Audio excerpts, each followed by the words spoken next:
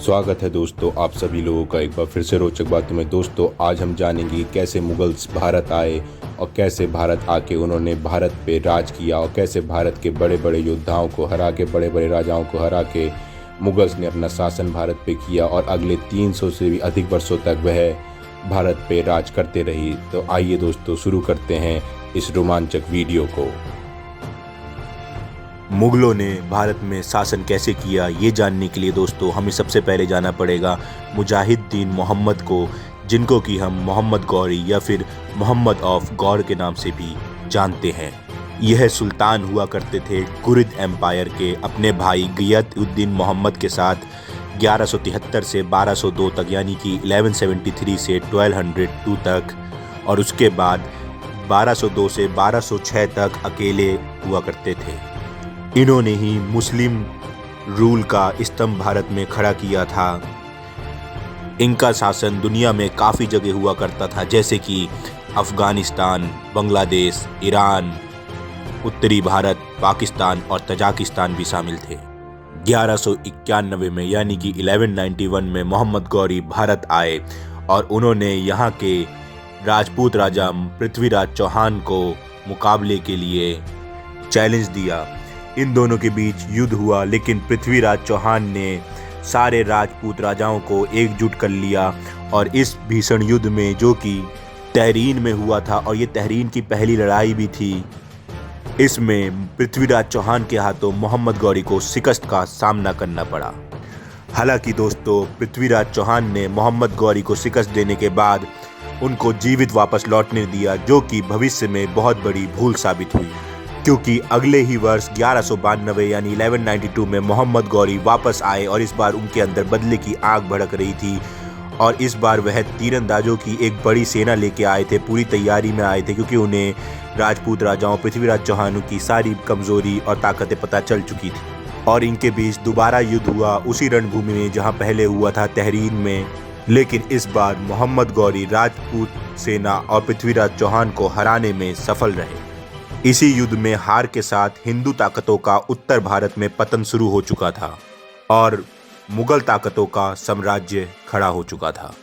जैसा कि पृथ्वीराज चौहान ने मोहम्मद गौरी की जान बख्शते हुए अपनी दरिया दिली दिखाई थी, लेकिन मोहम्मद गौरी और उनके भाई ने ऐसा कुछ न करते हुए युद्ध के तुरंत बाद ही पृथ्वीराज चौहान को अपना बंदी बना लिया और उन्हें फांसी देकर मौत के घाट उतार दिया। हालांकि दोस्तों इसके पीछे एक और कहानी भी है भारत इतिहास के दौरान, क्योंकि इंडियन हिस्ट्री के अनुसार कहा जाता है कि पृथ्वीराज चौहान के हाथों ही मोहम्मद गौरी की मौत हुई थी और ये भी कहा जाता है कि पृथ्वीराज चौहान उन मात्र और अंतिम योद्धाओं में से एक थे जिन्हें शब्दवाणी बाण आता था। शब्दवाणी बाण वो होता है दोस्तों जिसमें कि आप बिना देखे सिर्फ आवाज़ के दम पे, यानी कि ध्वनि किस दिशा से आ रही है, आप बाण चला देते हैं और वो सीधे उसी लक्ष्य को जाके लगता है। उन्हें ये बाण चलाना आता था पृथ्वीराज चौहान को और मोहम्मद गौरी ने इन्हें फांसी देने से पहले इनकी दोनों आंखें फोड़ दी थी और ये एक बहुत बड़े सिंहासन पे बैठे थे। लेकिन तब पृथ्वीराज चौहान ने अपनी आखिरी इच्छा जाहिर करते हुए अपना धनुष बाण मांगा था, जो कि उनकी आखिरी इच्छा के तौर पर मोहम्मद गौरी ने उन्हें दे दिया था। मोहम्मद गौरी को इस बात का नहीं पता था कि पृथ्वीराज चौहान के पास एक शब्दवाणी बाण भी है जो कि उन्हें चलाना आता है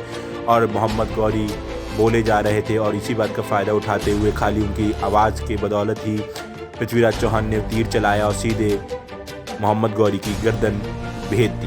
तो हमने आपको वो बताया जो कि हिंदू हिस्ट्री में लिखा गया है, लेकिन एक और चीज़ भी लिखी गई है मोहम्मद गौरी के हिस्ट्री में और वो ये है कि 1206 15 मार्च को शाम की नमाज के वक्त मोहम्मद गौरी का कत्ल कर दिया गया था। इनके कातिलों का आज तक कोई सुराग नहीं मिला।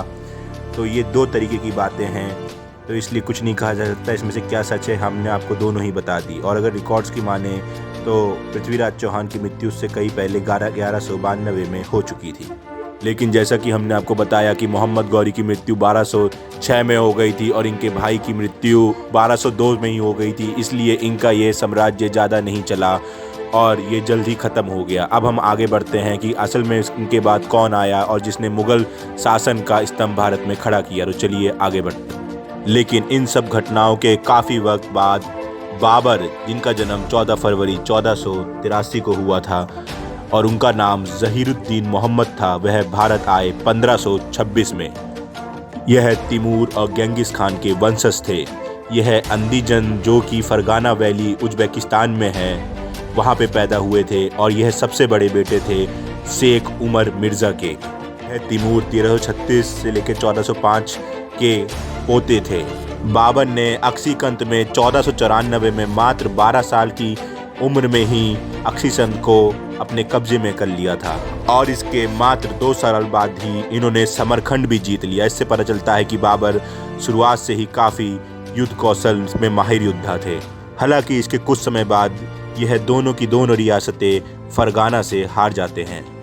कुछ वर्षों बाद 1501 में बाबर फिर से कोशिश करते हैं अपनी इन रियासतों को हथियाने की, लेकिन तब सैबानी खान ने इन्हें फिर से शिकस्त दे देते हैं और उसके बाद 1504 में आखिरकार यह काबुल जीत ही लेते हैं, जो कि अब्दुल रज़्ज़क़ मिर्ज़ा के शासन में हुआ करता था। उसके बाद बाबर फिर से कोशिश करते हैं समरखंड जीतने की, लेकिन इन्हें एक बार फिर से शिकस्त का सामना करना पड़ता है। लगातार 3 बार शिकस्त का सामना करने के बाद ये समरखंड को भूल जाते हैं और यह अपनी नज़रें भारत की तरफ डालते हैं। और इन्हें पता था कि भारत को पाना इतना आसान नहीं होगा, इसलिए यह इसमें अपने पड़ोसी मुल्क सवावीद और ओटमान एम्पायर्स की मदद लेते हैं और अपनी एक बड़ी और मजबूत सेना खड़ी करते हैं और भारत आते हैं। और भारत में दिल्ली के सुल्तान इब्राहिम लोदी थे। इब्राहिम लोदी सिकंदर लोदी के बेटे थे। सिकंदर लोदी की मृत्यु 1517 में हो गई थी और जब से 1526 तक अगले 9 वर्षों तक इब्राहिम लोदी ही दिल्ली के सुल्तनत के राजा थे। इन दोनों के बीच पानीपत का पहला युद्ध होता है 1526 में, जिसमें कि बाबर काफ़ी सरलता से इब्राहिम लोदी को हरा देते हैं और मुग़ल स्तंभ एक बार फिर से भारत में खड़ा कर देते हैं।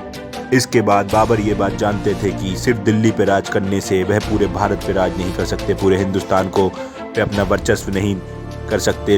इसलिए यह मेवाड़ किंगडम की तरफ अपनी नज़रें डालते हैं और उस समय मेवाड़ किंगडम जो था वो महाराजा राणा सांगा के शासन में हुआ करता था, जो कि उत्तरी भारत की सबसे ज़्यादा ताकतवर राजाओं में से एक थे और उस वक्त तक अनडिफीटेड थे, यानी कि अपराजित थे। राणा सांगा ये बात अच्छी तरीके से जानते थे कि बाबर बहुत ताकतवर हैं और इनके पास दिल्ली की सल्तनत भी है, इसलिए पृथ्वीराज चौहान के बाद सीधे अब राणा सांगा ही थे जिन्होंने सारे राजपूतों को एकजुट किया था बाबर के खिलाफ युद्ध में। और इसमें राणा सांगा के पास इस वजह से 1 लाख से ज़्यादा की राजपूत सेना साथ हो गई थी। लेकिन फिर भी दोस्तों आश्चर्यजनक रूप से राणा सांगा को बहुत करारी शिकस्त मिलती है बैटल ऑफ खंडवा में बाबर के हाथों। और उसकी वजह ये थी कि बाबर के पास जो रणनीति थी वह बेहतर थी और उनके पास गोला बारूद का पूरा भंडार था और इसी के साथ काफ़ी नए ज़माने के हथियार भी थे, जो कि राणा सांगा की सेना के पास नहीं थे। और इसलिए यह युद्ध जो था वो बेहद एक तरफा था और इंडियन हिस्ट्री में यानी भारत इतिहास में आज तक के सबसे आसान युद्ध में से भी एक था, जहां तक कि बाबर के युद्ध में पानीपत वाले युद्ध से भी आसान था ये युद्ध। और इसी के साथ उत्तरी भारत में राणा सांगा के शिकस्त के साथ ही हिंदू ताकतों का निस्त नाबूद हो चुका था और मुगल्स ने उत्तरी भारत में अपना परचम लहरा दिया था। बाबर ने कई बार निकाह किया और इसमें इनके पुत्र हुमायूं, कामरान, मिर्ज़ा हिंदल मिर्ज़ा सब शामिल थे। हालांकि ये सब हासिल करने के बाद ही बाबर की मृत्यु महज 4 वर्ष बाद 1530 में हो गई और इसके बाद आगरा में इनको दफन किया गया, मगर बाद में काबुल में हुमायूं ने इनको दोबारा दफन किया क्योंकि बाबर की आखिरी इच्छा यही थी कि इन्हें काबुल में दफन किया जाए।